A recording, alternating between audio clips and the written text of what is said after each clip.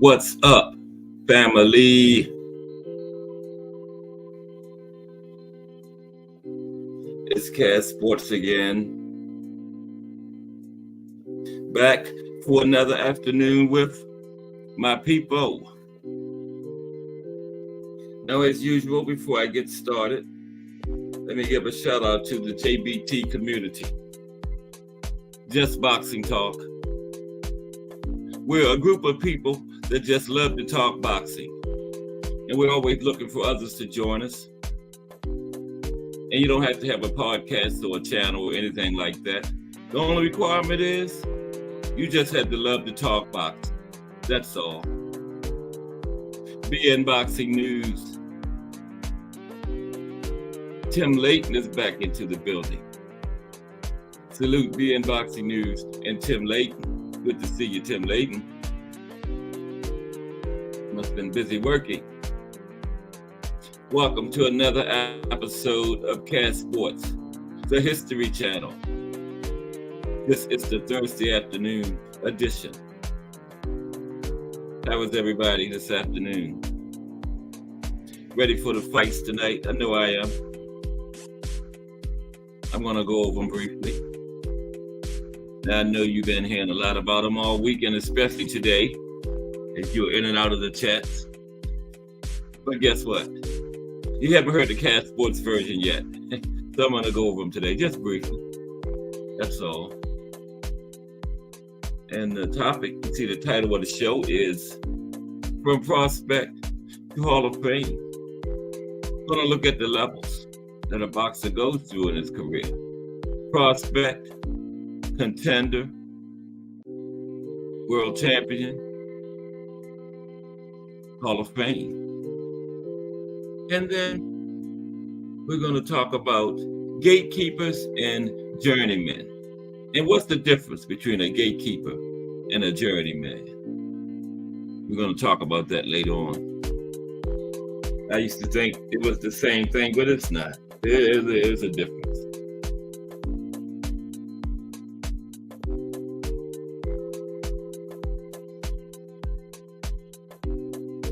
Okay, Tim. Oh, yeah. I know that was cool. That's all right.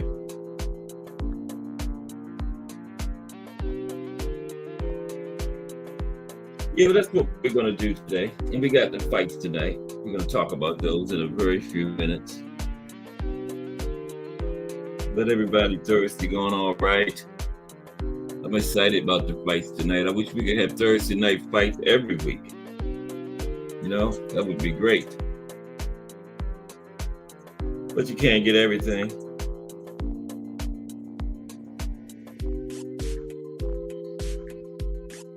Then we got another, I think it might be 2 cards Saturday. I'm not sure. Don't quote me on that. But I know we got at least 1 card Saturday. And we got some Friday night fights coming up in a few. No, Shaki is fighting on a Friday night. I think it might be this month. It might be next Friday. Yeah. Next Friday is the 16th, right? Yeah, Shaki's fighting next Friday. Mm-hmm. Yep. So we're going to get some Friday nights fights next weekend, Saturday. Us boxing fans are just living large right now. Yep.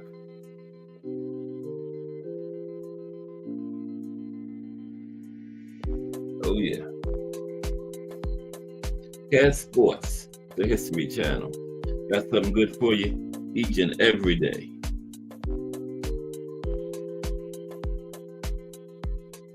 Yep, next Friday. You might be in Boxing News. Oh, Shaki. Yeah. Yeah, those levels, you know.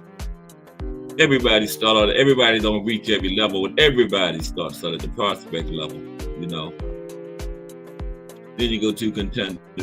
And there's that sweet spot right in there when you're right at the edge of prospect. Not really a prospect anymore, but you haven't quite reached contender.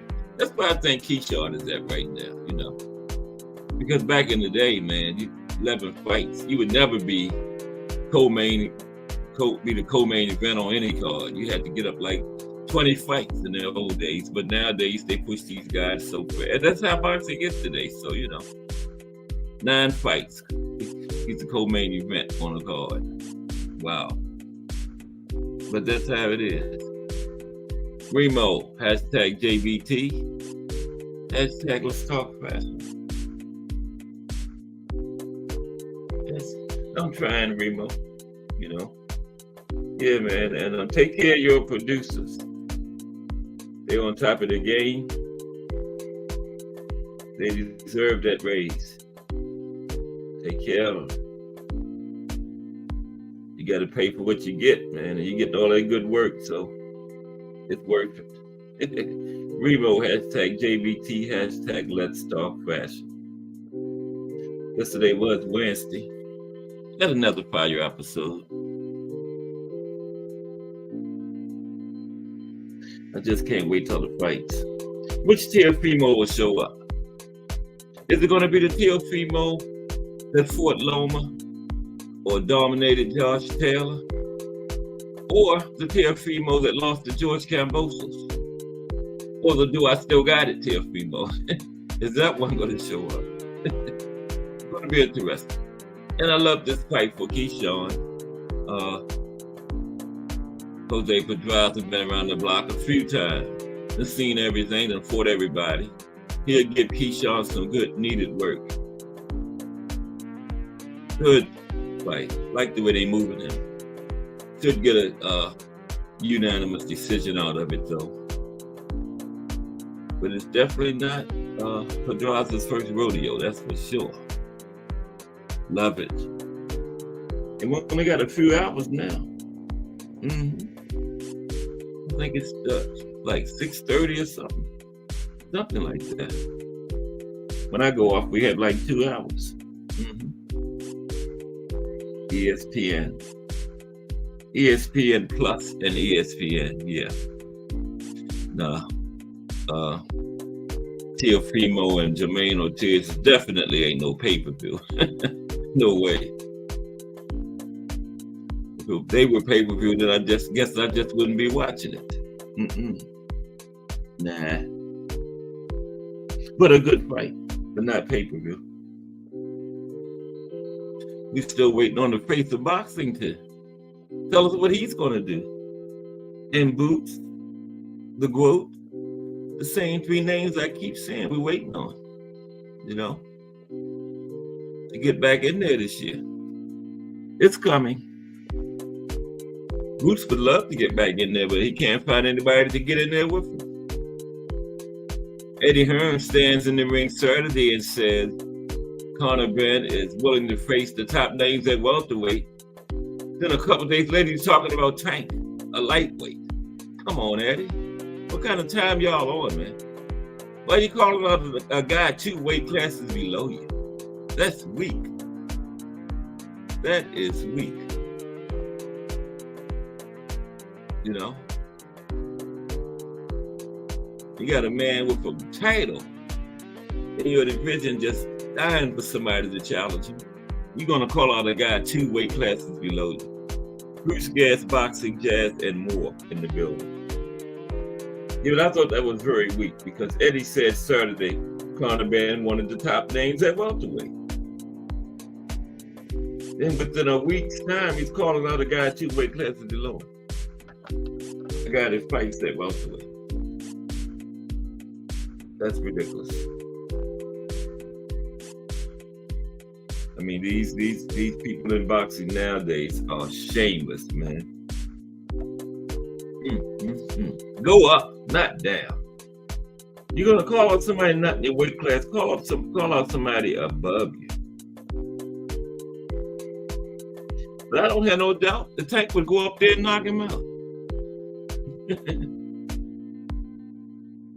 But it's still crazy.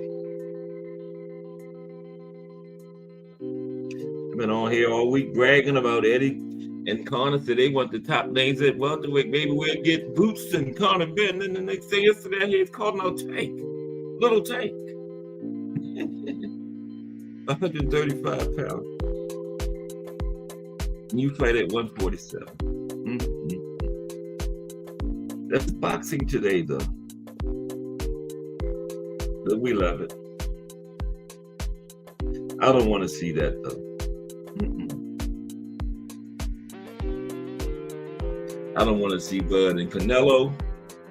I don't want to see nobody from 147 jump from 147 to 168. I don't want to see Tank and Conor Ben. There's weight classes for a reason. You know, you shouldn't even be calling out a guy to fight 2 weight classes below you. Something is wrong with that picture. What y'all think about that? You know? Conor Ben, you want to fight Tank, lose the weight and go down to 135 then.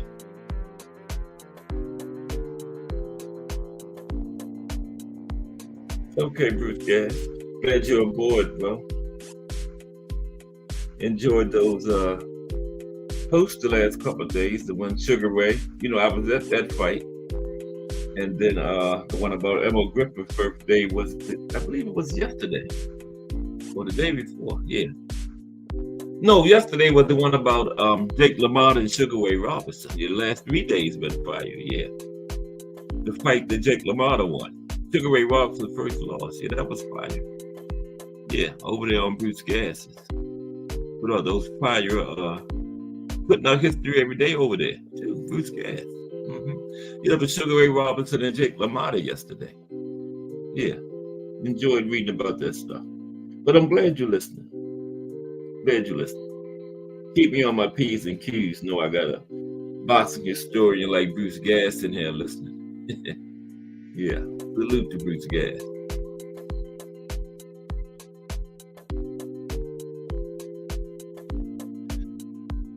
Okay, let me adjust this music a little bit. Well, how was everybody doing this Thursday afternoon? Fight night.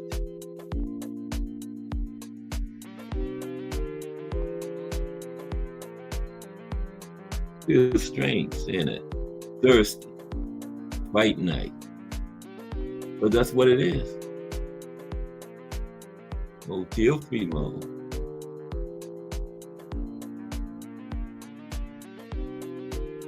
Okay, let's look at them real quick. Go over this card. I was trying to let a few more people venture on into the building, but they'll be here. Now this is I think this card got like 9, 10 fights, something like that on it. This is just a little, that's like a little brief. Go over it like I normally do. Something to do. Okay, now the main event is Teofimo Lopez versus Jermaine Ortiz. And that's in the junior welterweight division, 140. It is for Teofimo's welterweight, junior welterweight WBO strap, and ring magazine titles. Okay. The ring title on the line too. Now, Teofimo is coming in with 19 wins, 1 loss. Okay. And he turned pro in 2016. Now he was on top of the world a couple of years back when he won the IBF, WBO, WBA, and the ring belts from Lomachenko, right? But Teofimo is the type that can't handle success because it went to his head. And then now following a few setbacks, including losing those belts, all of his belts to George Kambosos, and a few other setbacks. Not losses, but just, kind of like bad performances. Remember the Do I Still Got It performance. He's won 3 straight since losing his belts, okay? But they all win his best performance. And then his last fight was a dominant performance over Josh Taylor. He won the WBO and ring belts at 140. And that's what's on the line tonight. Okay. Now he was a 2015 Golden Gloves gold medalist, and he faced Ortiz in the amateurs around that time. Yeah. But I don't put too much on that. The amateurs is totally different from the pros. Amateurs just 3 rounds. I mean, in the pros is 12. Amateurs, you got a more sense of urgency because you got to get it done. And what you're going to do, you got to get it done in 3 rounds. coming to the pros, you got 10 or 12 rounds. So I don't put much stock in what happened in the amateurs once you're facing the same guy professionally. Nah. Now, Teofimo is looking to make a big statement tonight. Okay. Now, his opponent, Ortiz is 17-1. 17 wins, 1 loss, 1 draw. He made his pro debut in 2016. Okay. And after fighting Joseph Adorno to a draw, he beat Mahir Albrecht and Jamel Herring in 2022. Now, his third fight in 2022 was his only loss. That was against Vasily Lomachenko, October 2022. But he rebounded from that last September, beating Antonio Moran in his last performance. And a win tonight against Teofimo, this would be the biggest of Ortiz's career. And it would definitely put him among the big dogs in the loaded 140 division, because 140 is loaded. And that would be huge for Ortiz if he could pull this one off.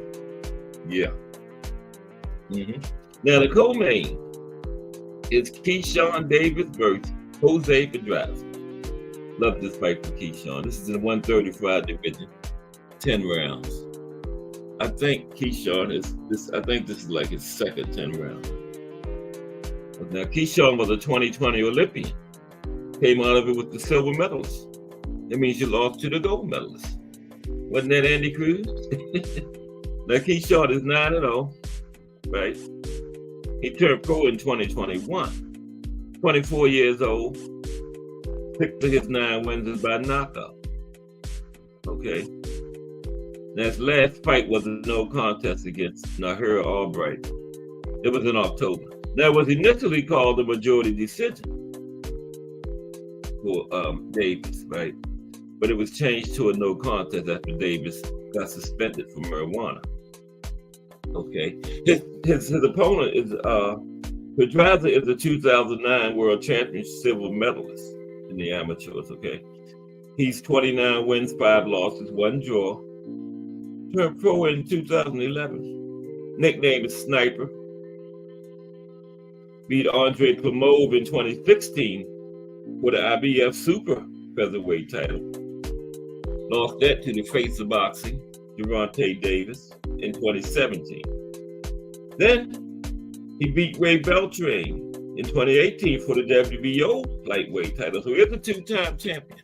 But he lost that one to Vasily Lomachenko. So there ain't nothing to hang your head about. Lost both his titles, one to Tank, one to Lona. Okay. So 2-time world champion. Now he's 1-2-1 in his last 4 fights. Lost against Arnold Barboza's last outing. That was in February of last year. So he's been out of the ring for about a year. Pedraza does have one of the best resumes in this era. Okay. Prior resume.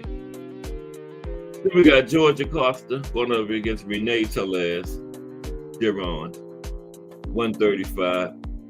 Acosta is 17-1, turned pro in 2017.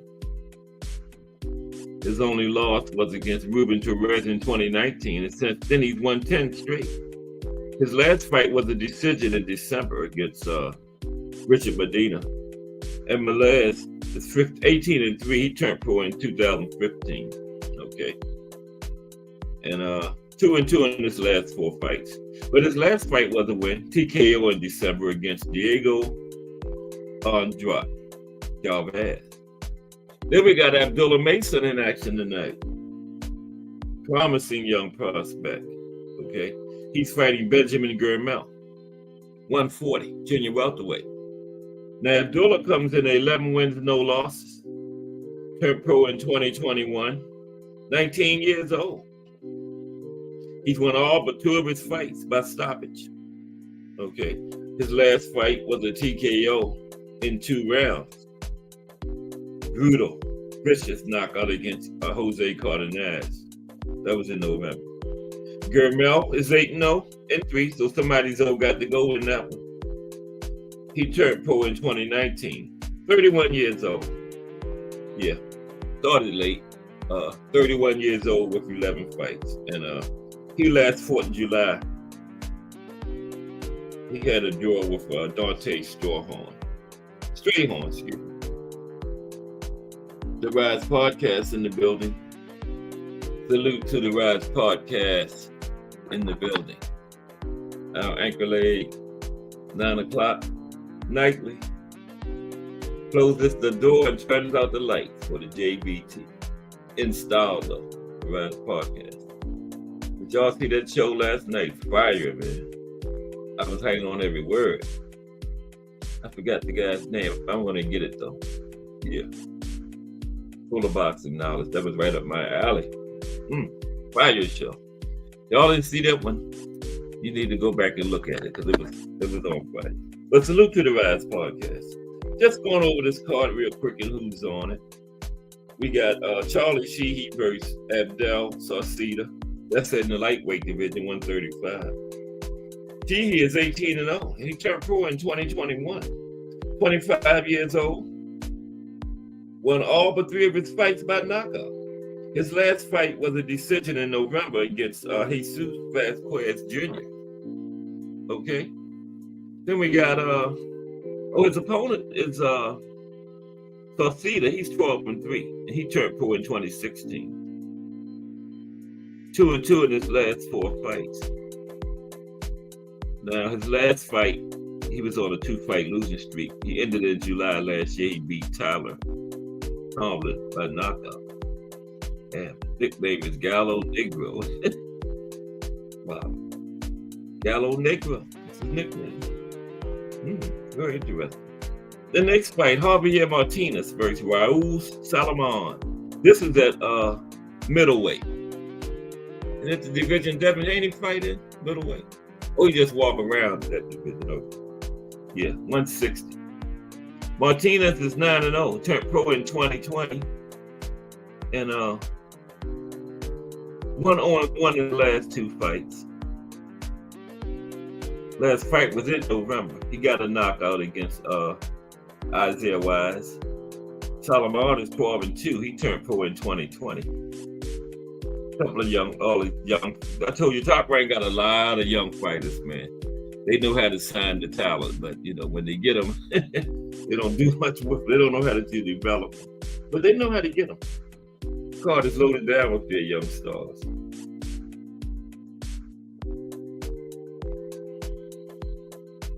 All right. So that was Javier Martinez versus Raul Salomon. Then we got Alan Garcia versus Tomas Ornelas. Okay, that's also at junior welterweight. Garcia is 10-0, turned pro in 2020. 21 years old. All but 2 of his fights by knockout. He won by decision in October though against Nelson Hampton. 10-rounder. Ornelas is 7-3. He turned pro in 2021. Currently on a 4-fight winning streak. Last fought in last August. He got a TKO against Guadalupe Jimenez. And we got like a couple more. Antonio Zepeda versus Lemire Ism Raleigh. This is at heavyweight. Zepeda is 61, turned pro in 2021, 29 years old. Last fight was in August against Jose Vargas. All 6 of his wins are by knockout, 100% knockout rate. Raleigh is 3-2, turned pro in 2021. 1-2 in his last 3. He lost his last fight in October against Moses Johnson. Okay. Finally, Art Barrera Jr. versus Michael Portales, junior welterweight. Barrera was 5-3, turned pro in 2017, 18 years old. Won 4 straight. Started his career 1-3, but now he's won 4 straight.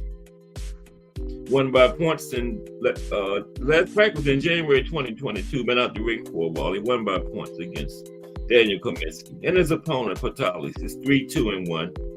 He turned pro in 2022. He's 27 years old. 1-2 in his last 3. Lost his last fight in July 2023 against Jabin Charlotte. Okay, now we're going to be talking about different levels that fighters go through today. There's Just Do Boxing in the building. Salute Just Do Boxing. Got the Rise Podcast, Just Do Boxing in here. Remo's in here too. BN Boxing News, Tim Layton. Oh yeah, people is coming in. Yeah, like all fighters don't reach all the levels, but all fighters come in at start at prospect, you know.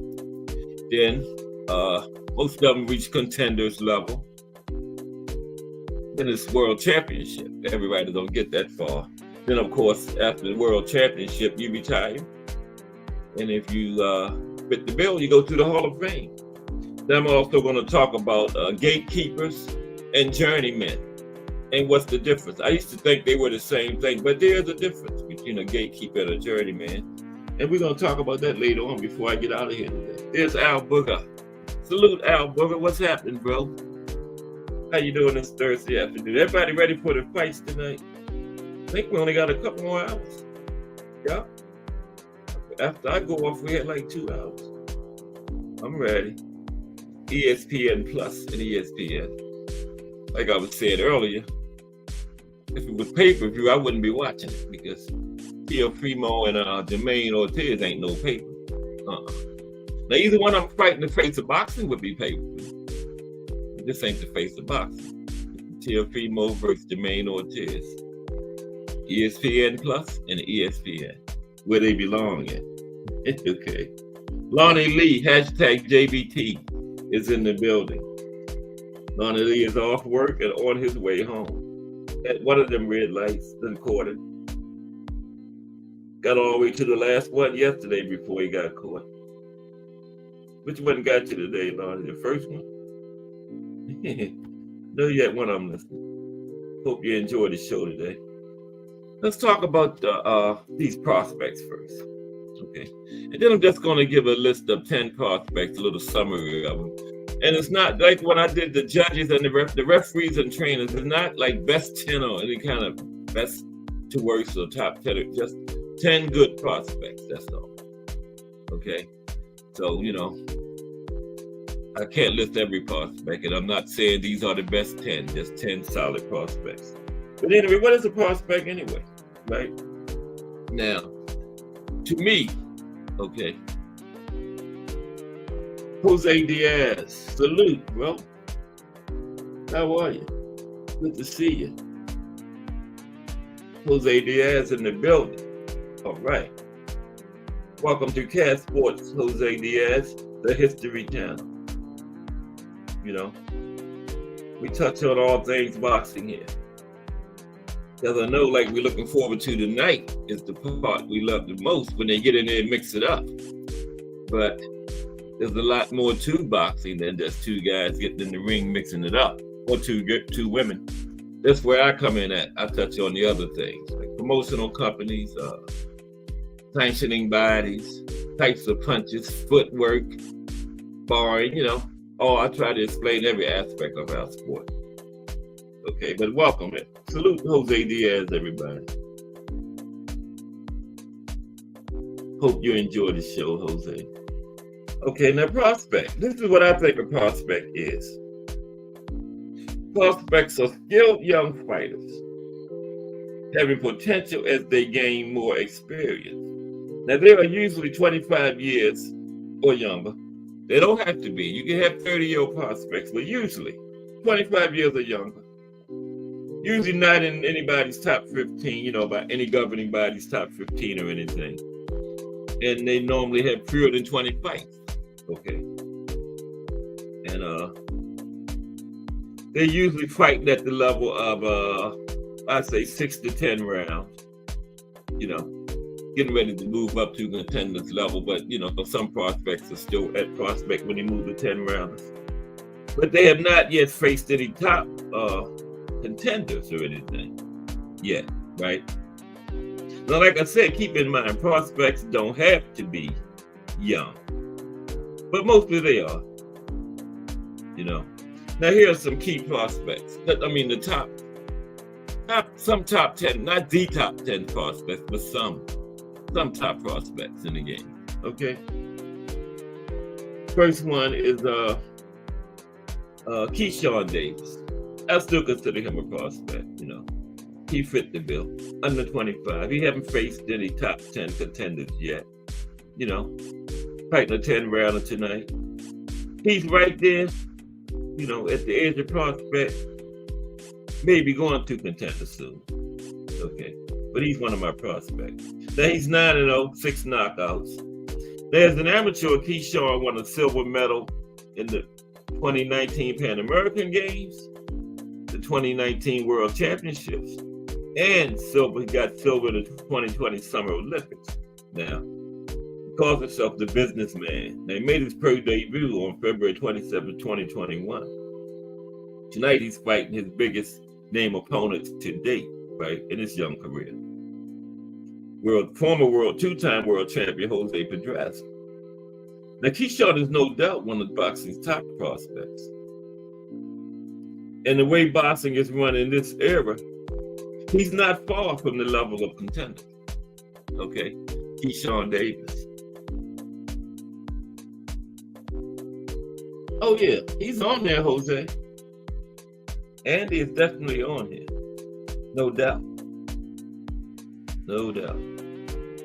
Matter of fact, okay, number 2, I got Abdullah Mason. He's 11-0 with 9 knockouts. Flyweight. He caught the eye of James Prince, right? He could be the next in line. You know, much like Jared Anderson came in and Shakur Stevens over there at top rank. Much like they have been in recent years. Abdullah Mason could be the next in line. He's a southpaw, drawing comparisons to Floyd Mayweather Jr. There's a lot of pop in his punches. And you saw that last finish over Jose Cardenas. You know, that was a vicious knockout, second round. It was a straight right hand into the combination, I think.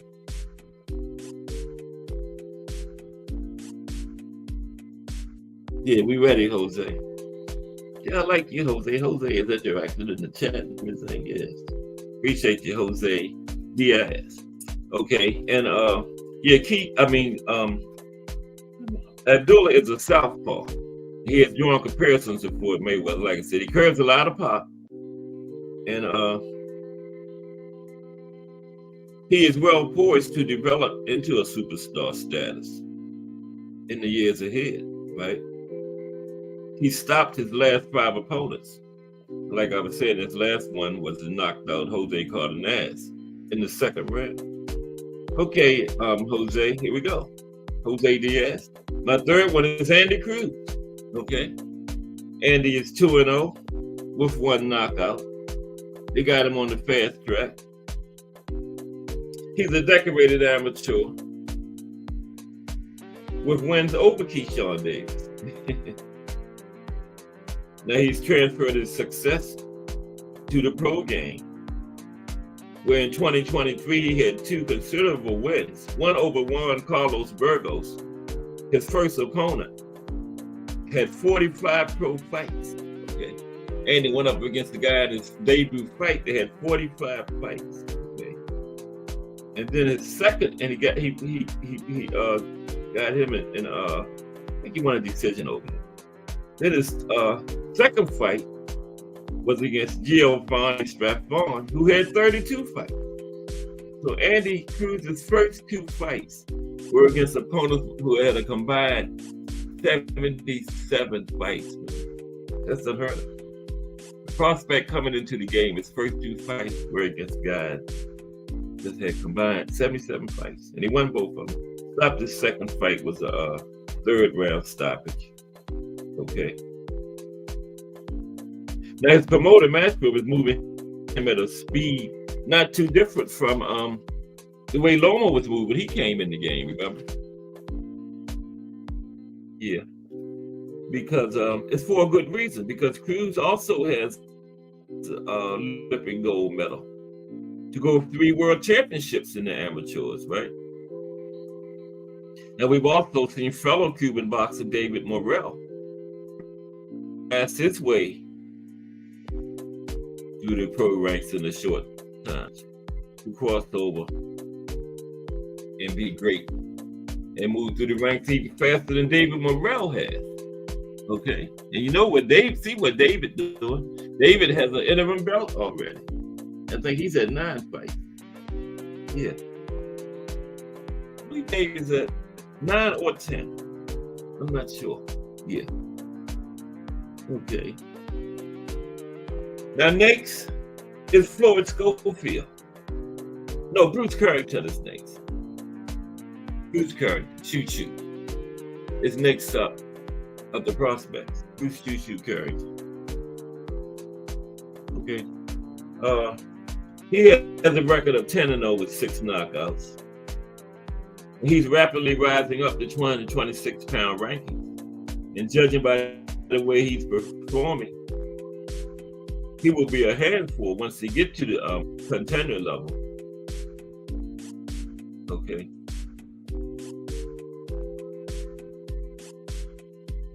As he should, pretty soon. They had the best one of his career in his last fight for the second round TKO of Jason Sanchez. Bruce Choo Carrington, that was. Now next up is Floyd Schofield. Floyd is 16-0 with 12 knockouts. He's right there at contender, at contender status. Floyd is. Appreciate you. You like Choo?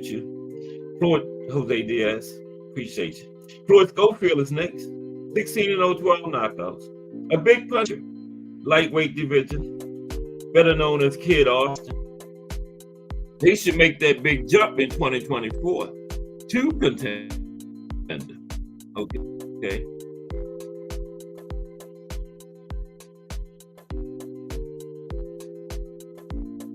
And he has a fight with former Olympic champion Jojo Diaz. Okay. They're armed with a loving father who is eager to back him up verbally. Yeah, Bill Jr. Schofield is a hidden gem on the Golden Boy roster. Yeah, he's older with Golden Boy. In his last fight, he stopped Ricardo Nunez in the first round. Yes, first round stoppage. Great performance by Floyd in his last fight. Just a great performance. Going over some prospects. Everybody smashing on the like. Okay, number 6, I had Kermel Moton. Now he's just 2-0 with 2 knockouts. But I'm high on Kermel. Now he's heavily promoted by Floyd Mayweather Jr. He's also a word of mouth guy, right? He's only had 2 fights, so you know. Yeah, haven't seen a lot of Kermel yet, but the report on him is good. That's what I mean by word of mouth guy. Now, people in the boxing gym say Mota is handing out hard sparring. Okay, just had 2 fights. Okay, just 17 years old, right? Now, like I was saying, the hype right now is bigger than his achievements. But he's being built and promoted as a future superstar. Now, his last fight was a first round knockout over Hunter Turbeville.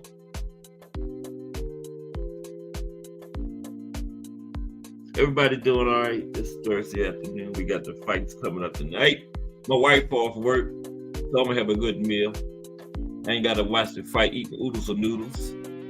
You know, I'm gonna have me some, I think, what are we gonna have? I don't know. I have no idea. I know it ain't gonna be oodles or noodles because my wife home. Okay. At number 7 is Elijah Garcia. 16-0 with 13 knockouts. He just left out. I was gonna ask. Okay, Elijah Garcia, 16-0, 13 knockouts. Went to the mail box, I guess. Now Garcia looks the part of a future world champion. And his brilliant start to the year with a quick stoppage of Amilcar Vidal Jr. had him looking like the prospect of the year already. Okay. Now he faced some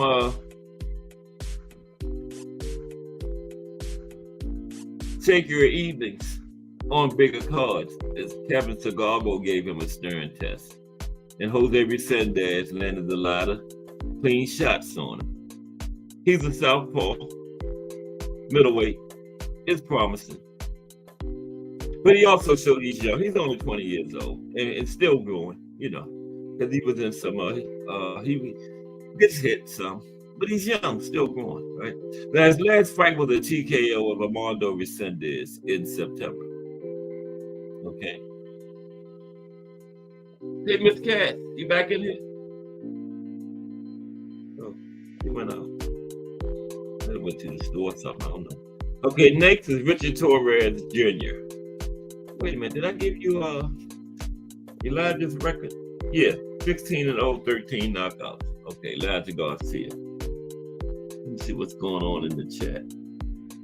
Al Booger. Red Bull on deck. All right. Well, Al Booger, you real ready for tonight. I'm gonna have me some Mountain Dew. Might drink a cooler. I don't drink too hard. I like coolers. Okay. So, Richard Torres Jr. He's 8-0 with 8 knockouts. Okay, 100% knockout rate. Now he fights like Tommy Morrison. Very intelligent, speaks like a college professor. Now, if he stays active and gets the right fights, he should turn into a star, you know, if he's moved right. Oh, I forgot who promoted him. I was writing it down, but I didn't write it down for him. Anybody know who promotes Richard Torres? It might be, it's not Golden Boy. I'm not sure. But if he's moved right, he should be a star. You know, he got all the makings, right? 100% knockout rate through his first 8 fights. Okay. These are prospects. You know, we're going through all the levels. Prospect, contender, world champion, Hall of Fame. Now, I even got 10 fighters, 10 active fighters I'm going to talk about today that I think already have Hall of Fame credentials. Okay. See how you like that? That's coming up later. Okay.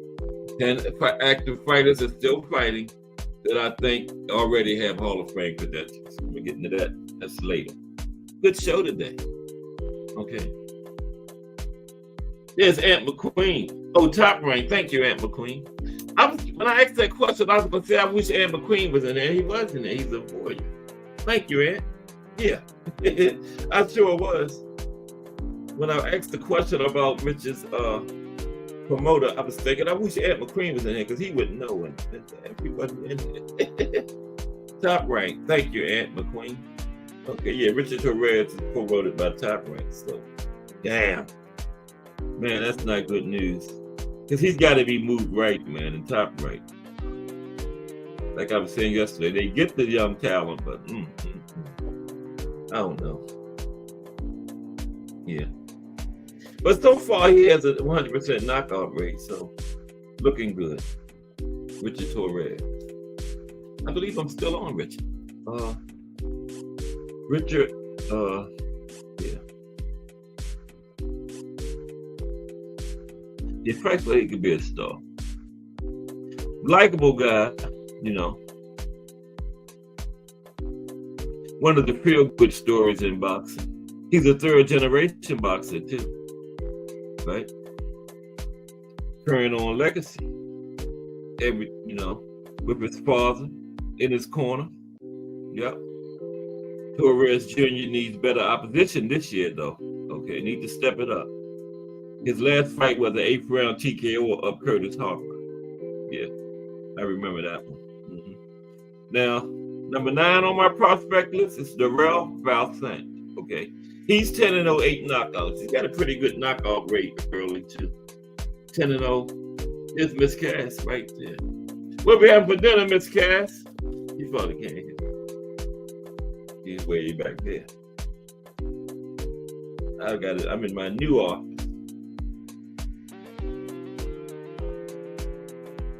I got 2 offices in here. Salute to Miss Cass. Hashtag JBT. Well, I know it ain't oodles of noodles. Okay. This cast don't fool with no oodles of noodles. I buy them by the case. And I'm good at cooking them too. Okay. Jose, what does Jose says? I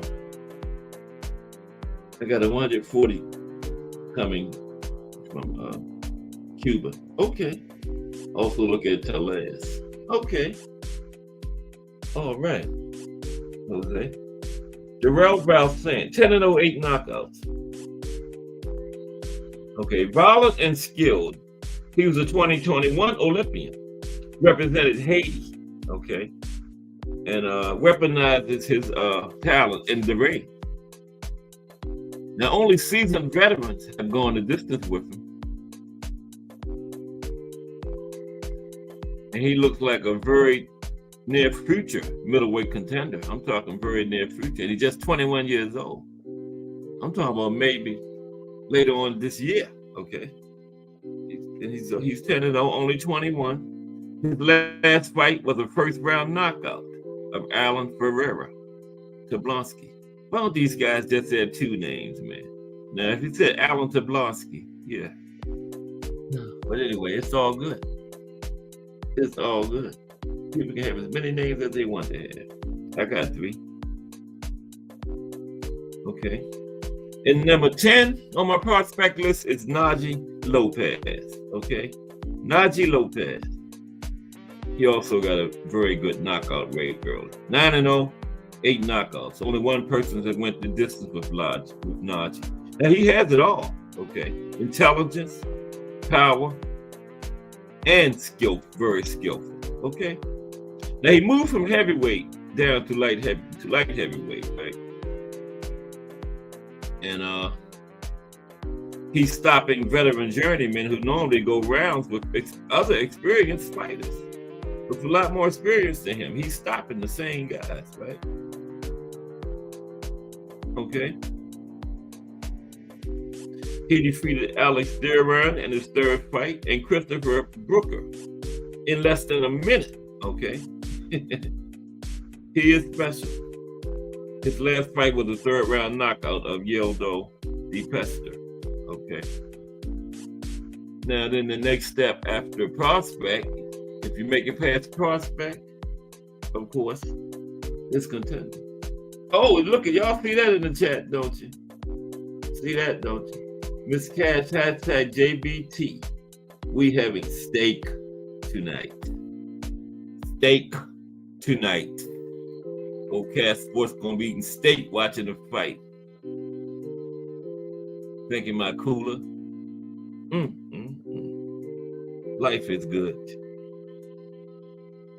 Okay, let's go to the contenders. Thank you for the information, Miss Cash. Oh, she can't hear me. She can hear me through this thing. Thank you for the information, Miss Cass. I forgot all about that. She's in the chat.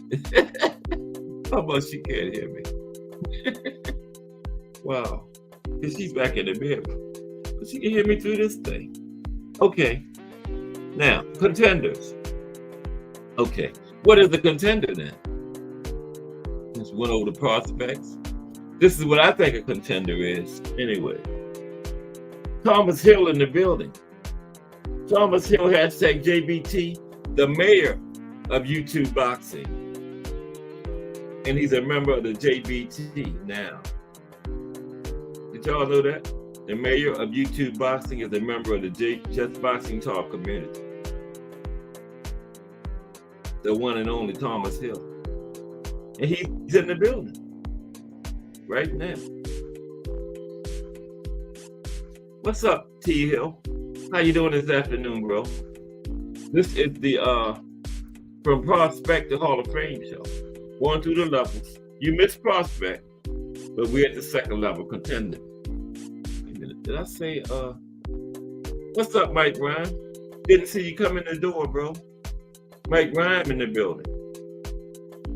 And y'all know, Mike Rhyme is always on time. That Mike Rhyme. Salute. What's up, Mike?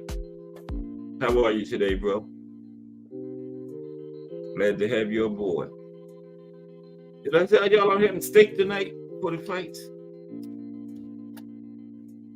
And y'all know I ain't lying because Miss Cass put it right there in the chat now. Okay. Contenders. What is a contender? A contender is a high-level boxer who is considered to be worthy of a title shot or likely to get one soon. Now, due to the politics of boxing and the alphabet soup of titles, there's a lot of negotiation and involvement when setting up fights, okay? Yep, you gotta remember the politics. But the contenders are the top ranking fighters with realistic hopes of becoming champions. They are the best in each weight class, with the champions being at the very top, okay? Now, contenders are often separated from the top prospects by gatekeepers.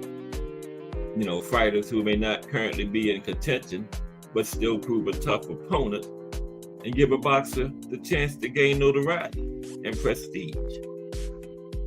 The prospects rising through the ranks. And I'm gonna go into gatekeepers a little bit deeper later on. You know, gatekeepers give a little prestige to prospects rising through the ranks to become contenders, right? Okay, I can't read my own handwriting. That's bad. I used to be able to write pretty good. Where was it? Okay. It can be argued that any decent fighter can be managed into a title fight and can therefore be a contender, but traditionally, it is a term used for the top ranking fighters in a division, the contenders, right? Now, let's look at some of the contenders right now. Just 10 of them, contenders. Okay. First one is David Morrell. Now, he has an interim, but you know, Canelo is undisputed, and I mean, if you don't have the super belt in that division, I call you. He's still contending for it. Okay. So Canelo is the top dog there, so I still call David Morrell a contender. Okay. They contending for Canelo's titles. So he's a contender, right? Right or wrong? Okay, David Morrell. Now, he has a record of 10 wins, no losses, 9 knockouts. Very good knockout rate for David Morrell.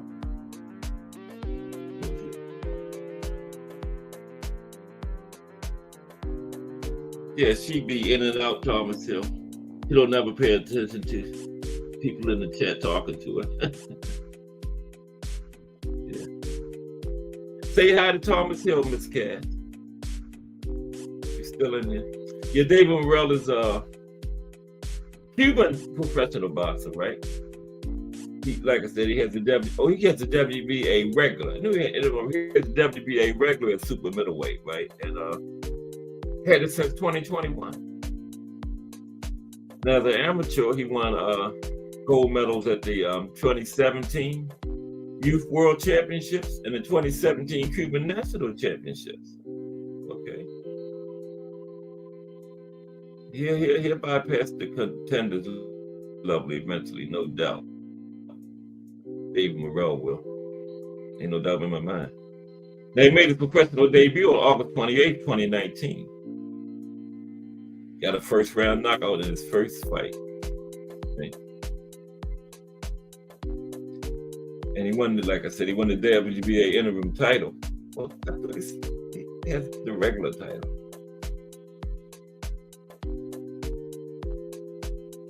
Anyway, he won it on the 12th round unanimous decision.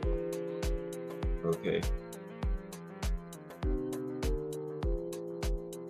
So David Morrell is my first contender. Next, I have David Benavidez, right?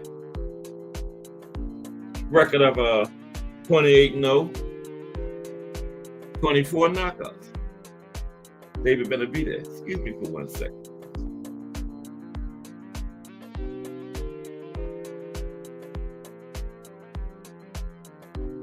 Phone messing up.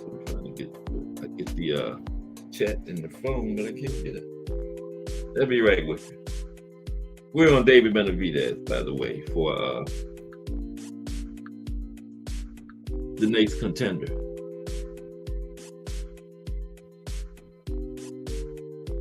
Because they contended for Canelo's belt.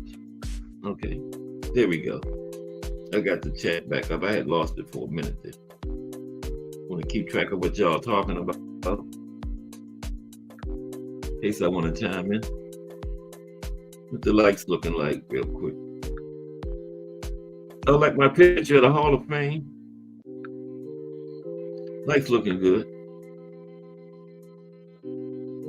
Okay.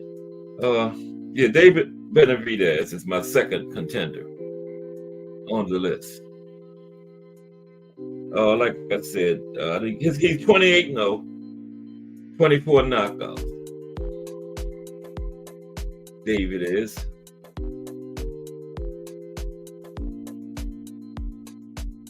Just came off his last fight was he stopped Boo Boo in the what round was that, 4th? 6th, something like that. Anyway, he stopped Boo Boo in his last fight. Still trying to get that Canelo fight. But David Benavidez, okay. Next on the contenders list is Caroline Dubois. Okay. Caroline is 9-0, 5 knockouts. I think she just fought last Friday, didn't she? Put in a dominant performance.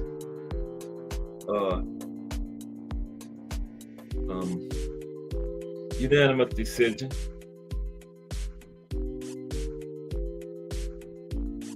Caroline Dubois. She's right there. Now she was kind of at prospect level. She only has 8 fights, but she's getting ready to fight for a world title.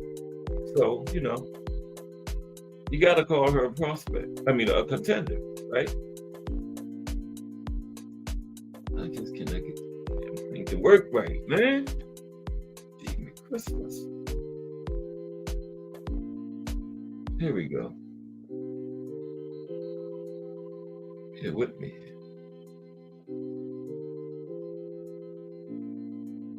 Bear with me here. I was going to talk about Caroline real quick. Oh, here we go. Man, I don't know what.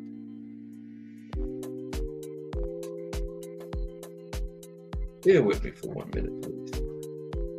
I'm coming. Give me 2 minutes.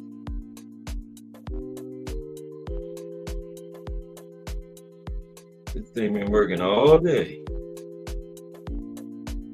Now, I get online, I want to act up.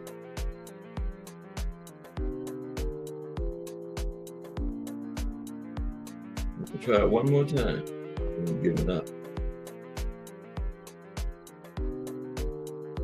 Oh, here we go.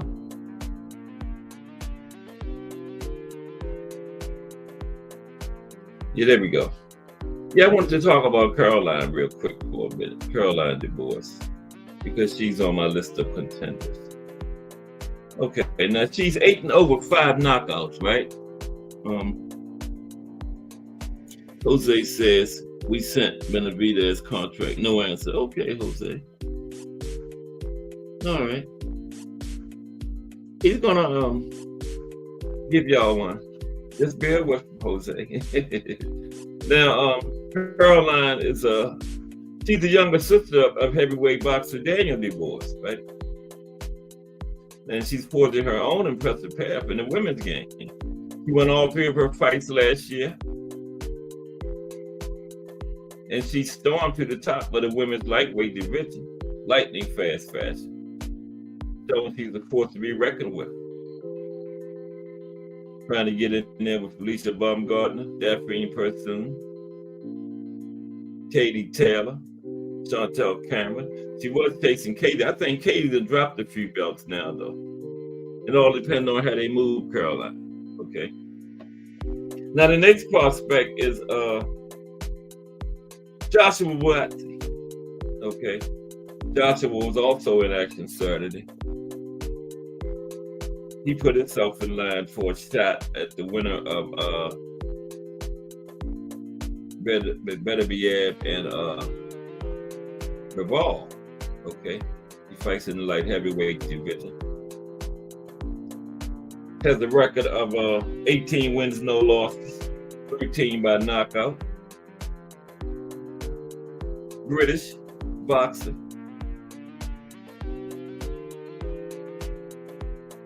He has the British and Commonwealth titles. Like I said, he's trying to get a shot, the winner of Beterbiev and Bivol. You know, won a bronze medal at the 2015 European Championships and the Olympics. Okay, for Great Britain, bronze medalist. Okay, Joshua Buatsi. Next prospect is Zhilei Zhang.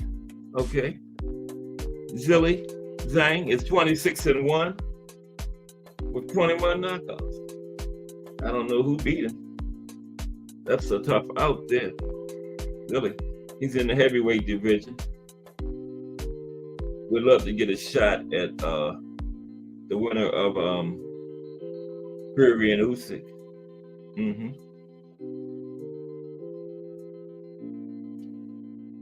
Zhilei Zhang, heavyweight contender.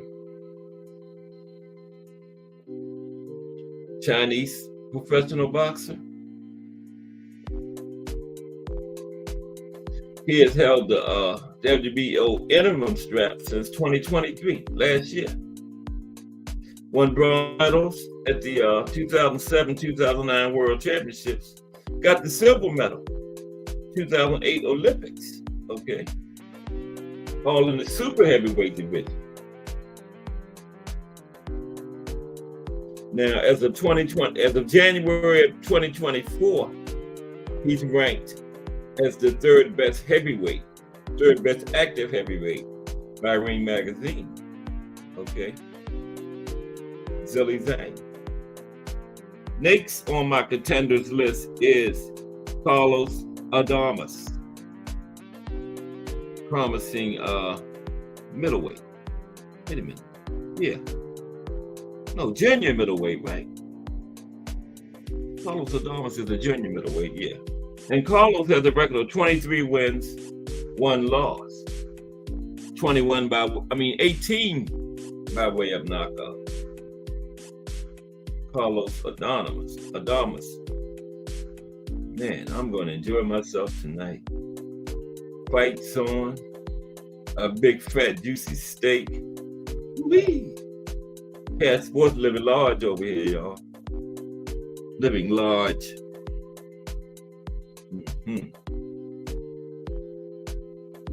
Carlos Adames is my next prospect. Okay.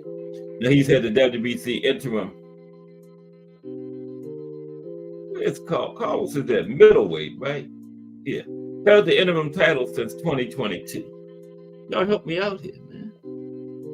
Jose said Zhang, he can throw hands. Yeah, Zhang is tough, Jose. I like him. I like Zhang, Jose. Yeah, he can throw hands. Glad you're with us, Jose. Hope you're enjoying the show. And I hope you come back. They call me 2 o'clock Shawty. Okay. I'm here every day at 2 o'clock. Salute to Jose Diaz, everybody rocking with us today. Giving some good feedback in the chat there. Salute, Jose Diaz. Glad you're with us, bro. Hope you enjoy yourself and certainly hope you come back. Okay. Normally have boxing history here. Something new every day, you know. Information. Call myself 2 o'clock Shorty, aka Cast Sports, the History Channel.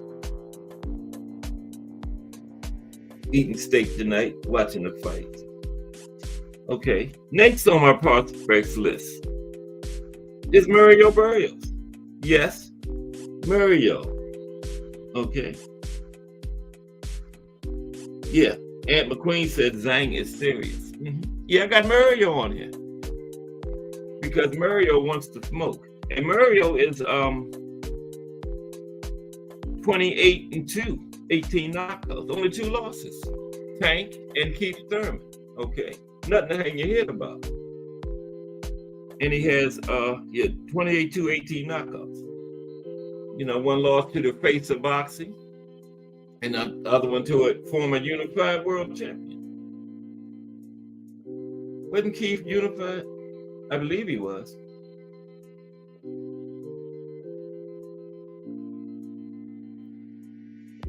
Mario Barrios. Let's take a look at Mario real quick, because we still got to do the Hall of Fame people.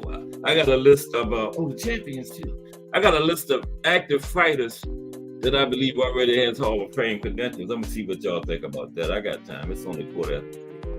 See how y'all like that. I got a list of 10 active fighters that I think has already had the necessary requirements to be in the International Boxing Hall of Fame. Now Mario is Mario Barrios.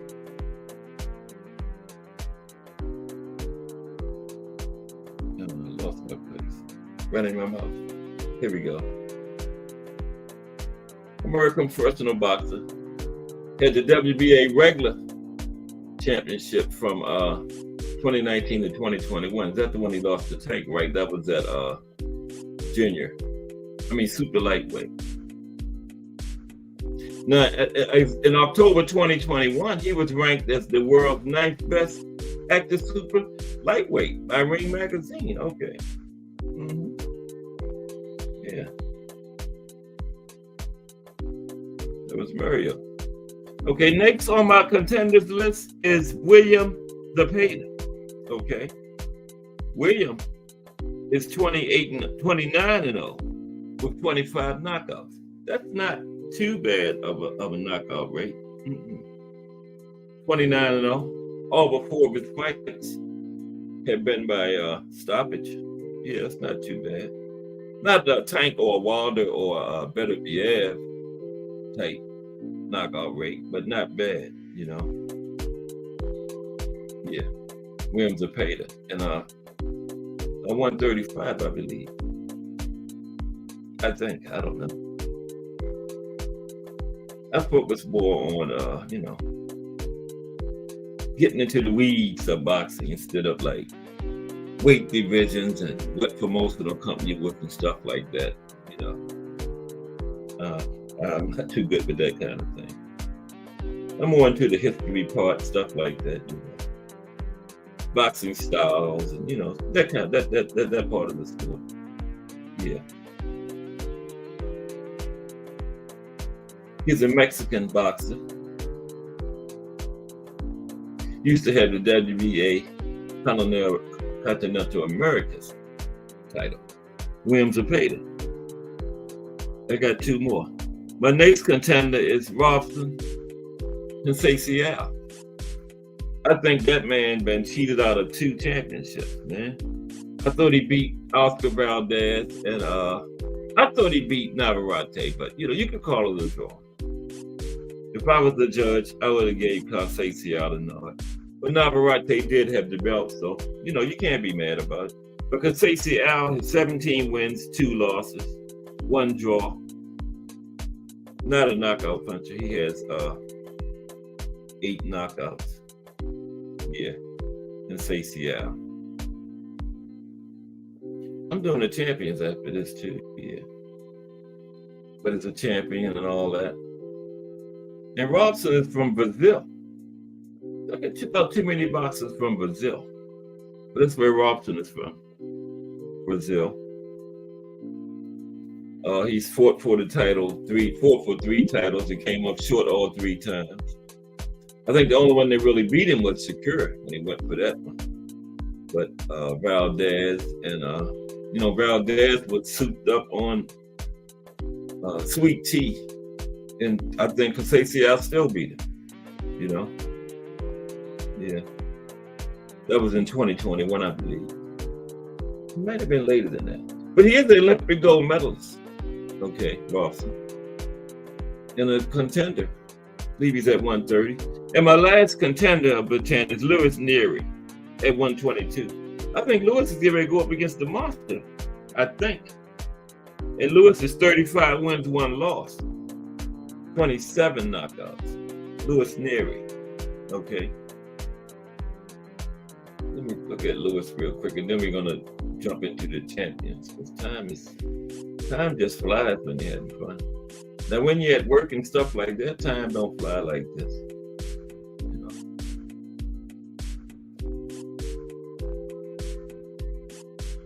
Okay, Lewis is Mexican. Like I said, 35 and 1. I think he's Monster Snake's opponent.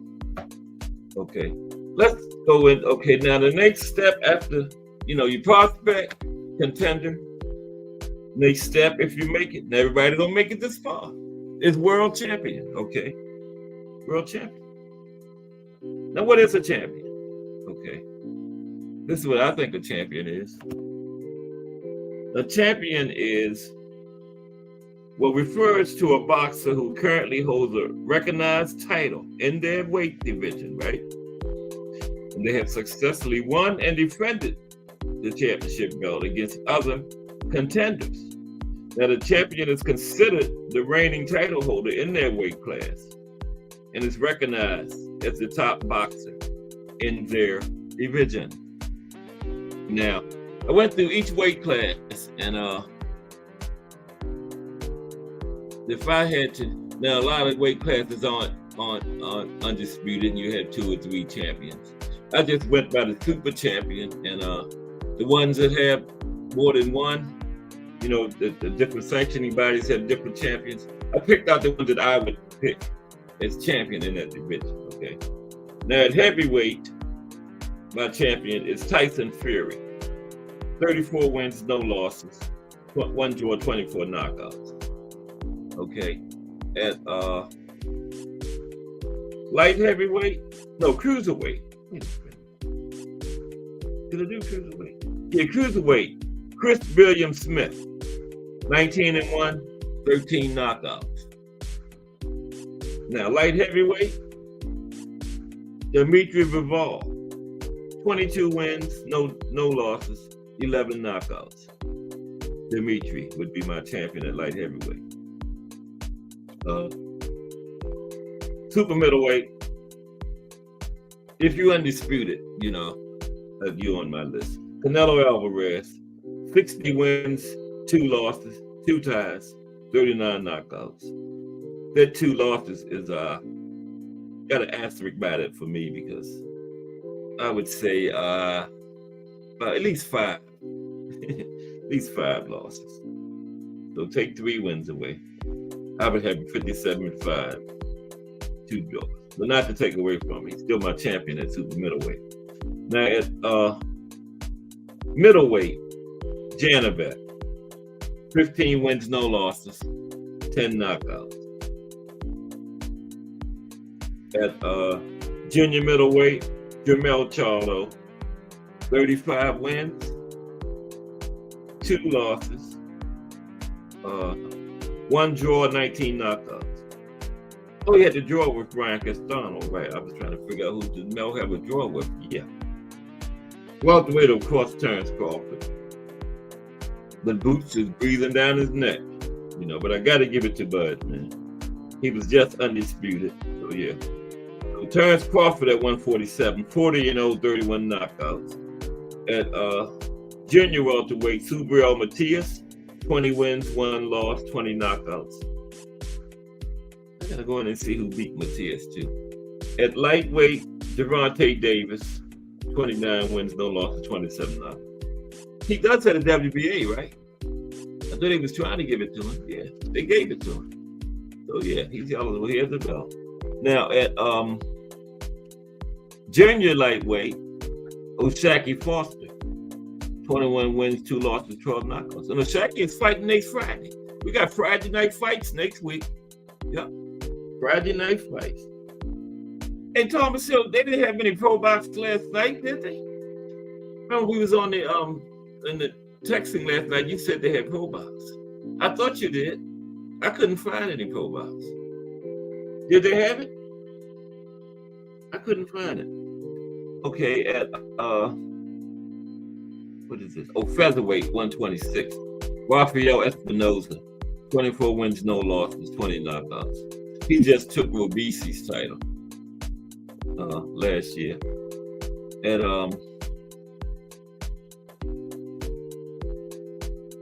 super band, junior featherweight, super bantamweight, of course, Naoya, the monster is undisputed. Naoya Inoue, 26-0, 23 knockouts.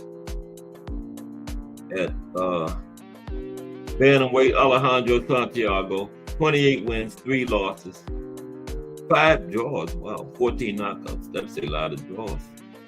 And at super flyweight is Juan Francisco Estrada, 44 wins, 3 losses, 28 knockouts. Bam, get ready to come up there and take that belt. Bam had it before, actually, at super flyweight. Then Bam went down to flyweight. And he's my champion at flyweight, Jesse Bam Rodriguez. 19 wins, no losses, 12 knockouts. And at junior flyweight, that's 108 pounds, Kenshiro Taraji, 23 wins, 1 loss, 14 knockouts. But at minimum weight, I think it's called minimum weight, or I think it's, yeah, minimum weight. Draw weight is the women, 102. Minimum weight, 105. Omar Collazo, 9 wins, no losses, 7 knockouts. I seen a minimum weight fight for the first time. I think it was, wasn't it? Was it the card before last weekend? I know I just saw my first minimum weight fight. It was off Collazo, either last Saturday or the week before. I can't remember. Now, okay, you got prospect, you got contender, you got champion. Then you might go to the Hall of Fame. Okay, so let's take it. I got 10 fighters that's still active, but I think they have Hall of Fame credentials. Okay. Now, what is my criteria for Hall of Fame first? Okay. Cast sports criteria for Hall of Fame is okay.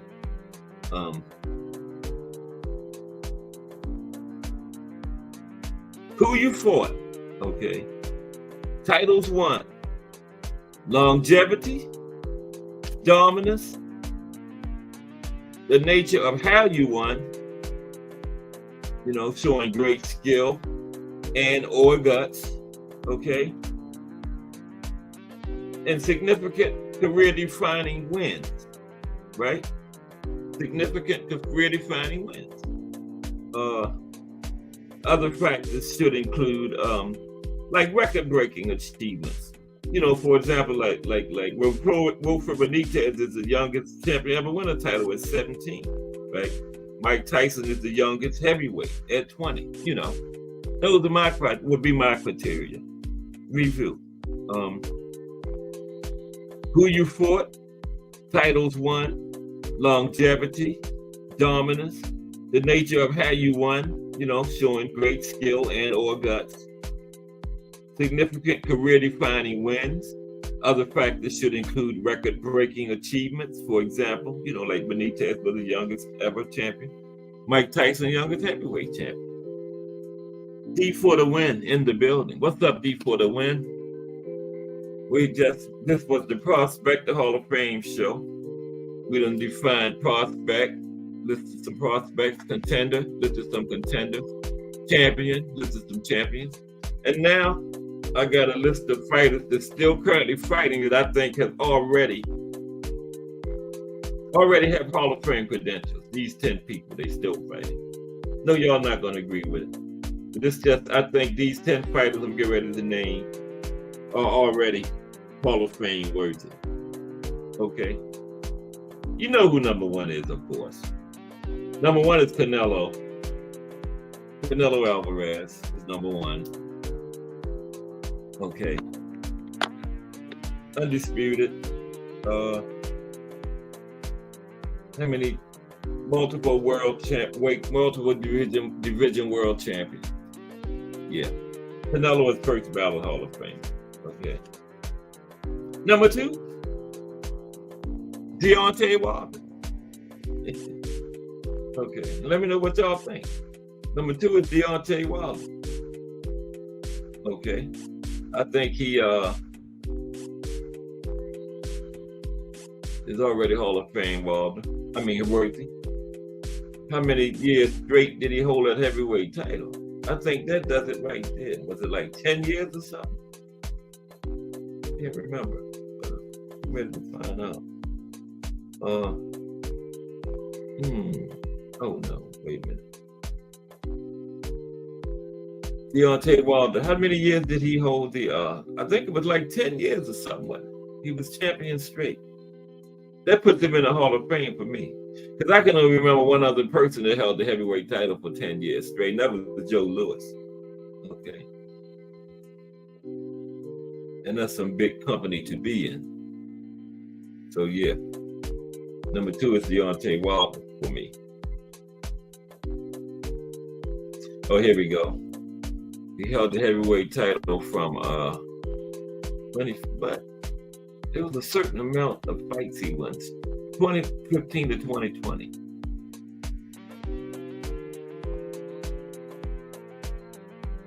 Oh, he was the first American heavyweight champion when he won it since 2007, the longest period of time in boxing history without an American champion. Okay, yeah, but my second one is Deontay Wilder. Next is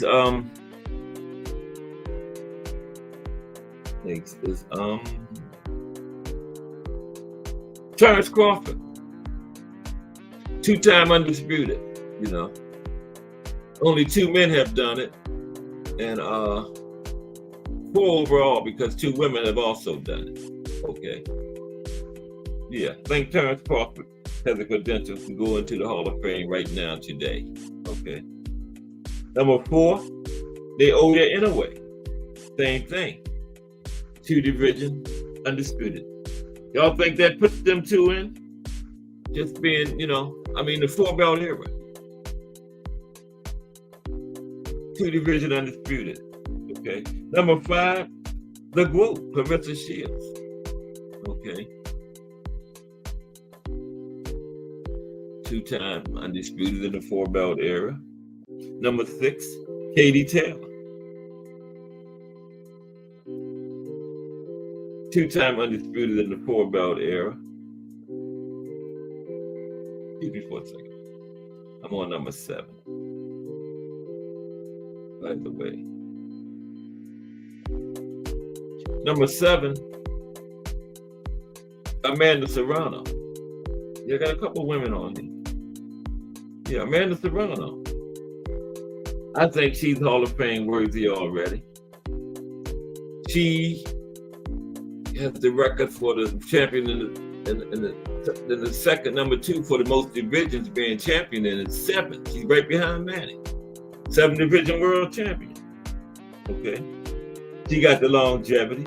She's been doing it since 2009. So yeah, Amanda Serrano is on my list. Okay. Next active boxer that I think already has Hall of Fame credentials is Nonito Donaire. Okay. Nonito Donaire.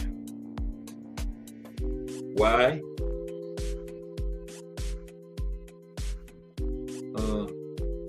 Tell you in a minute. What y'all talking about in the chat? Okay, Nonito Donaire. 4-division champion. Okay. Flyweight to is he at now? Featherweight. Well, he's not at featherweight right now, but he's been at featherweight. Okay. Oldest boxer in history to win a bantamweight title at 38 years old. He was a 3-time champion in the bantamweight division. He's held world championships in 3 consecutive decades. Longevity. Only the 6th boxer to do so. Look at the company he's in. Evander Holyfield, Manny Pacquiao, Bernard Hopkins, Eric Morales, Floyd Mayweather Jr. I think all of them in the Hall of Fame. don't know if Eric Morales is. I'm not sure. But I know 5 of the 6 is in there. So Nonito Donaire is on my list. Number 9 of the boxers I think are active boxers that I think is already Hall of Fame worthy. Roman Gonzalez, better known as Chocolatito. Longevity. Okay. Chocolatito is already Hall of Fame worthy. I don't know if he's still active though. He hadn't officially retired, but he hadn't fought since 2022. You know, when he lost the trilogy fight with Juan Francisco. I don't think Juan Francisco fought since then either. Him and Bam trying to hook up now. Yeah, Chocolatito. Champion in 4 weight classes. And he definitely got the longevity part checked. Okay. Nicaraguan. Excuse me, it don't have nothing to do with it. Yeah. But yeah, 4 weight class champion, longevity.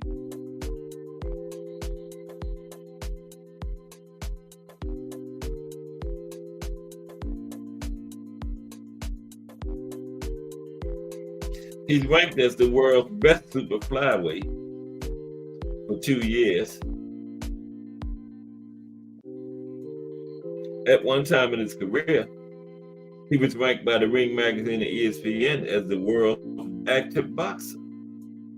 Okay. So yeah, Chocolatito is on my list. And the last one, number 10, Gervonta Tank Davis. Okay. That's a little biased pick there. Okay. So now we're going to talk about gatekeepers and journeymen, and then I'm going to tell you the difference after I give you my description of both of them.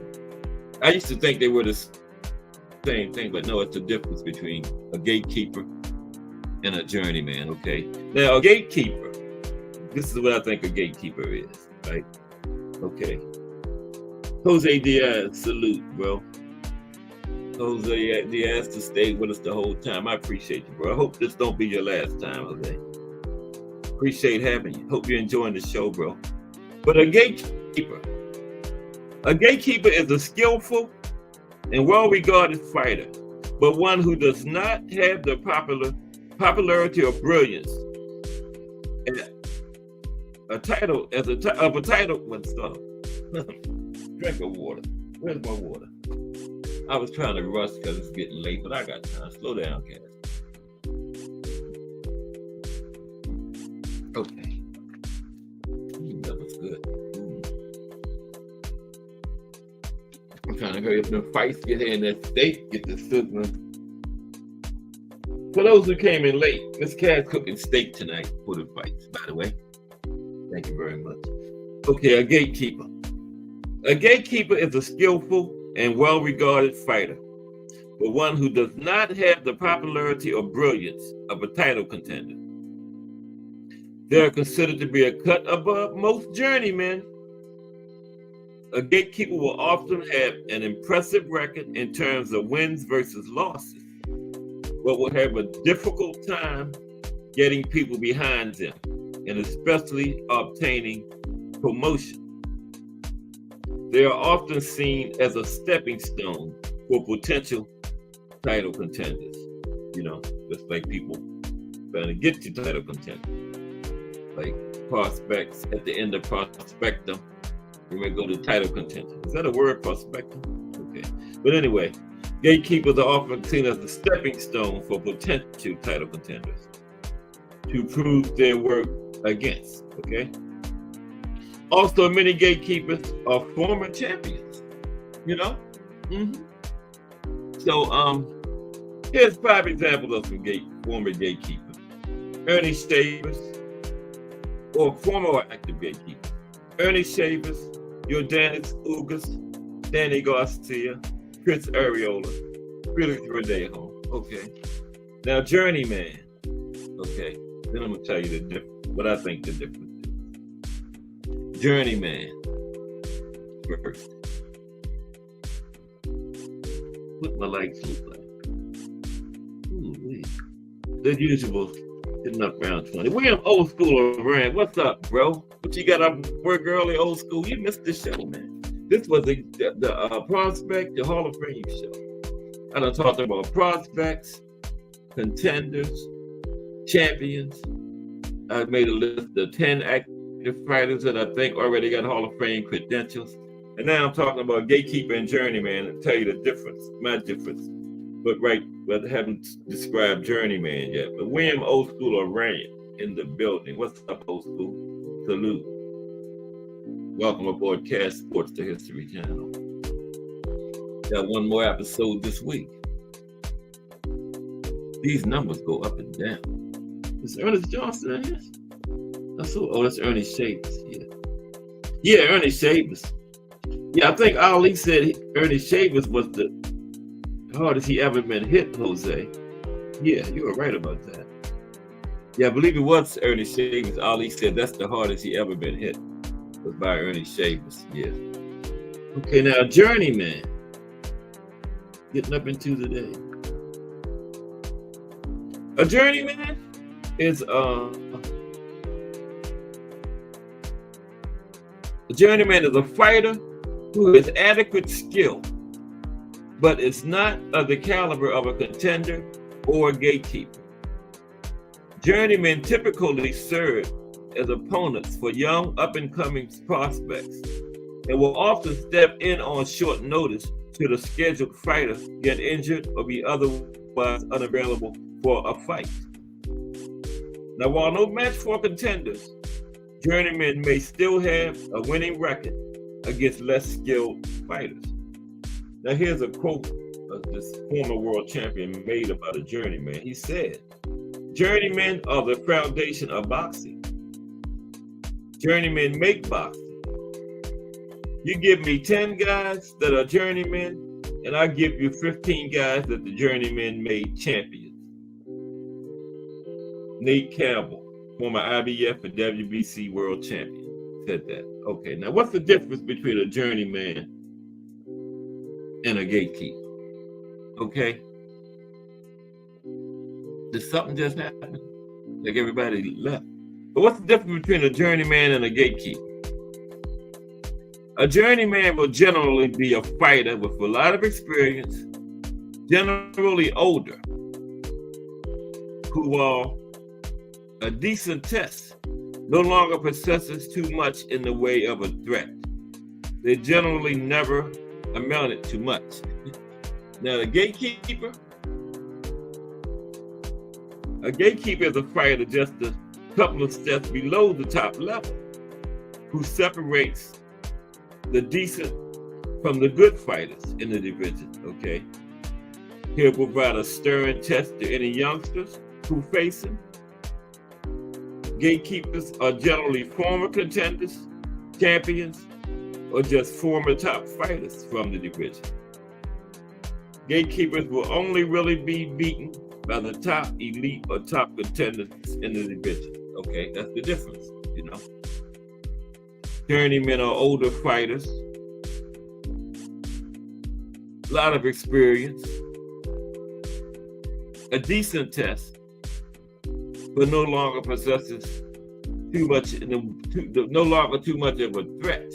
Whereas the gatekeeper is a very good fighter, you know, just a couple of steps below top level, and prove a real tough threat to any young fighter, right? Usually former contenders or champions, or former top fighters. Okay, that's the difference, you know. Gatekeeper is usually levels above the journeyman, you know, and still able to give young fighters a stiff test. Where a journeyman, you know, usually will get beat by, you know. Journeyman is just like a name, but a gatekeeper is a real stiff test where you might get beat. You go in there half step, okay? So, yeah, that's the Prospect, the Hall of Fame show. Prospect, contender, champion, Hall of Fame. with some gatekeepers and journeymen too. And I know y'all ready for the fights tonight. Which Teofimo is going to show up? The Teofimo that beat Lomachenko and dominated Josh Taylor? Or the Teofimo that lost to Kambosos? Or the Do I Still Got It Teofimo? Okay. Which one y'all think gonna show up? I gotta wait and see. I have no idea. I have no idea. Yeah, that's it, Jose. You just said it in a lot few words than I said it in. Yeah. A fighter that Father Time has caught up or is about to catch up with. Yep, that's him. That's the old journeyman then. Whereas a gatekeeper is an experienced older fighter, but still will give the contenders and prospects and even champions a stiff test. But like you said, Jose, a journeyman is Father Time about to catch up with him. He about done, you know. Yeah.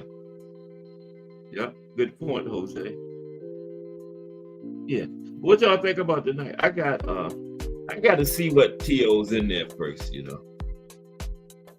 And I can't go by how he looked at the way, you know, how he walks, you know, how he, I got to see when that bell ring what's going on with T.O., man, you know.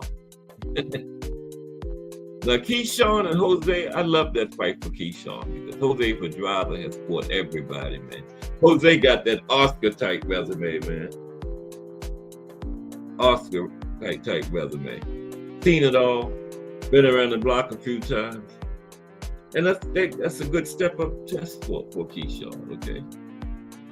Now, Jose, what is he, journeyman or gatekeeper? I would say gatekeeper, okay? Jose can still give you a good test, you know? Yeah, I would call Jose a gatekeeper at this point, you know? He's still gonna be in there in the fight, you know? Yeah. You know, what you think, Jose Diaz? You think Jose Pedraza is a journeyman or gatekeeper? Yeah, I got T.O. too. I just hope he's, you know, his mentor is right. That's all. If the T.O. mentor is right, man, and like you say, he trained, T.O. is beat anybody on any given night, man. The 140 guys, yeah.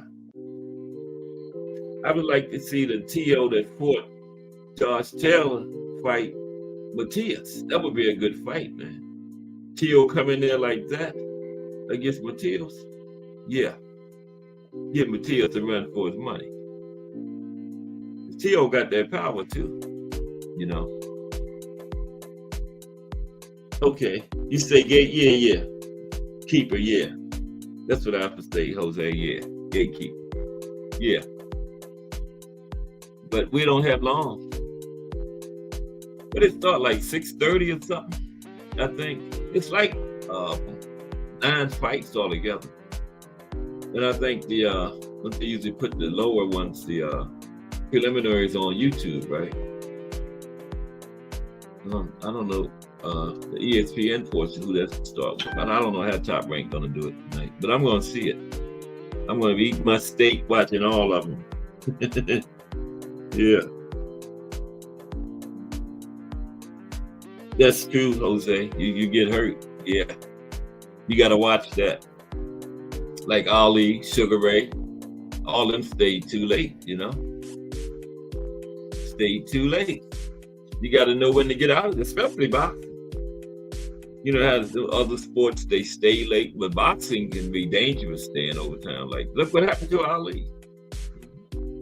That fight when he fought Holmes, he was in the hospital months before that, and he was already slurring his words and that. He wasn't as bad with the shaking, but his speech was already starting to mess up. He had no business still in the ring fighting, man. But they said Don King, he owed Don King money for the hospital bills that Don King made him fight, or something like that. Yeah, that's what I heard. But yeah, Ali had no business still fighting. No business. Salute Mike Mason. Bro, glad you made it. You missed the show, Mike. Wow. Well, you can go back and watch it. It was a Prospector Hall of Fame show. I'm all the way down at the bottom of the page today. And people in the building. Wow. It's like the third time I've been down here. Oh yeah. Got my usual 20 likes. I got 30 one time. We got Jose Diaz in here today. Pretty sure he coming back. He stayed the whole time. I hope you enjoyed the show, Jose. This is the JBT community. You know, just boxing talk. We're just a group of people that love to talk about boxing. And you know, like you, we're always looking for people like you to join us. But there is one requirement to get into the JBT. And that requirement is you just have to love to talk boxing. That's all. And you in. Just have to love to talk boxing.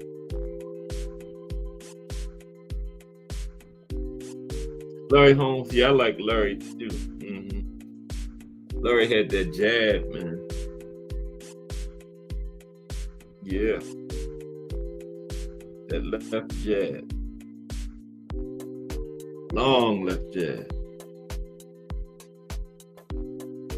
I think in prime, Larry Holmes would have beat Mike Tyson because he had the tools to keep Mike off of him. Prime Larry Holmes beats prime Mike Tyson because he had Buster Douglas, a big, tall guy with a good jab, can move, tore the fur off Mike Tyson. Prime Holmes would have been able to do all those things. Jab, keep him at the end of that jab. He could touch Mike. Mike couldn't touch him. Move. Big, tall guy. Prime Holmes. But Holmes was way past his prime when he fought Mike Tyson. He said Don King gave him an offer he couldn't refuse. Yeah. You know? Yeah. Oh, yeah. I've seen Jose around the places. Oh, yeah.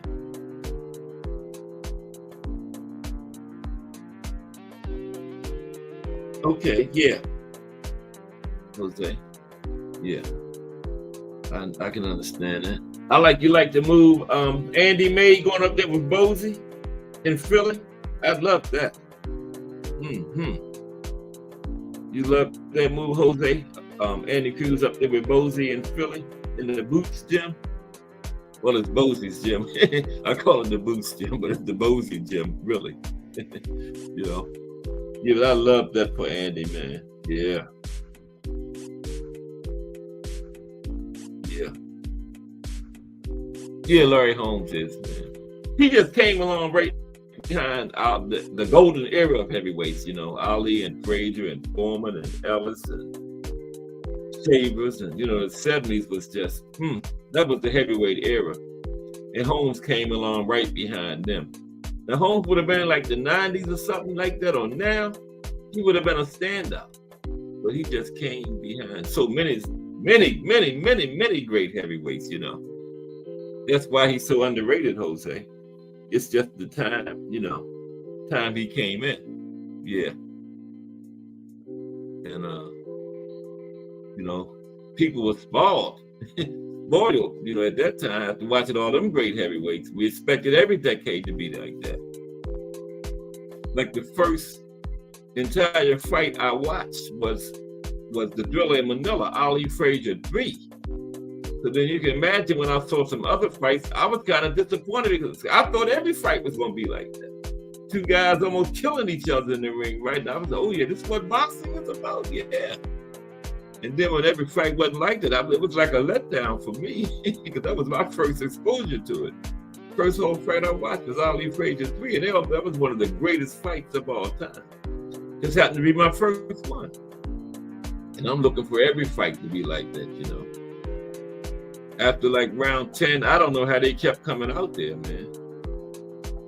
They were dragging back to their corners after each round, like they was about to fall out. But when that bell rang, they was both back out there going at it again, man.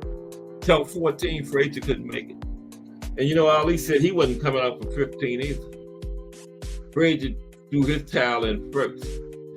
Ali had already told Angelo Dundee to cut his gloves off, but Angelo Dundee wouldn't do it, you know.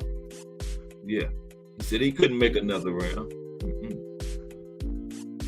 Frazier had waited another, like 20 seconds, he might have won. Ali's towel might have came in. Yeah, but I appreciate everybody rocking with me again. You know, something must be going on because the number is fluctuating up and down a lot. Yeah. But I hope you come back and join us again, Jose. Every day at 2 p.m. I'm 2 o'clock shorty. Cat Sports, the History Channel. Okay, that's how we do it over here. Talking everything boxing history. Because, you know, like tonight, like I said, what's happened tonight is the part we love the most when they get in the ring and mix it up. There's a lot more that goes into it. And that's where I come in at. I put you down with everything else. Okay. And tonight I'm going to enjoy my steak and watching the fight. So let me do a little rundown. We had Mike Masick in the building. Old School was here. Steve for the Win was in the building today. Mike Ryan was in the building.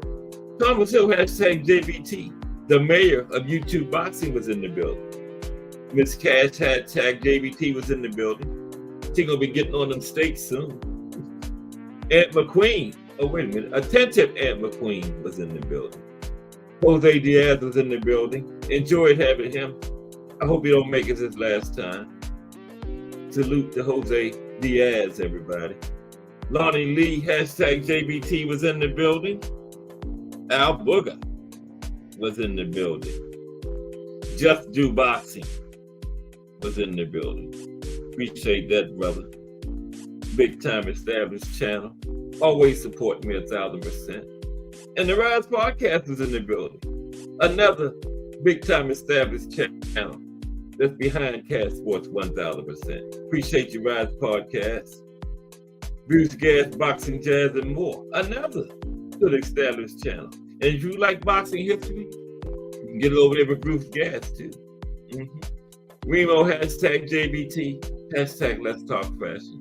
Dropped a fire episode yesterday. If you haven't checked that out, check that out.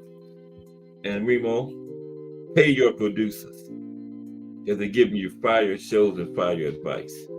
Tim Layton, hashtag JBT was in the building. BN Boxing News was in the building. Appreciate everybody. Rocking with Cat Sports, the History Channel. We'll be back tomorrow. Enjoy the fights tonight.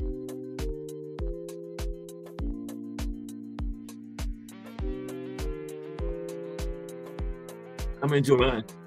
And I'm enjoying my steak too.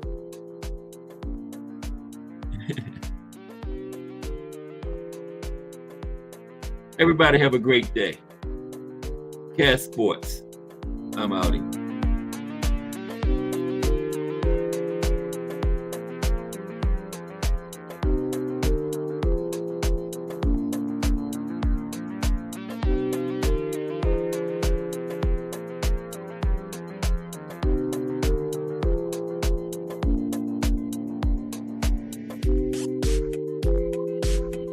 Appreciate you, Jose Diaz. Everybody have a good one.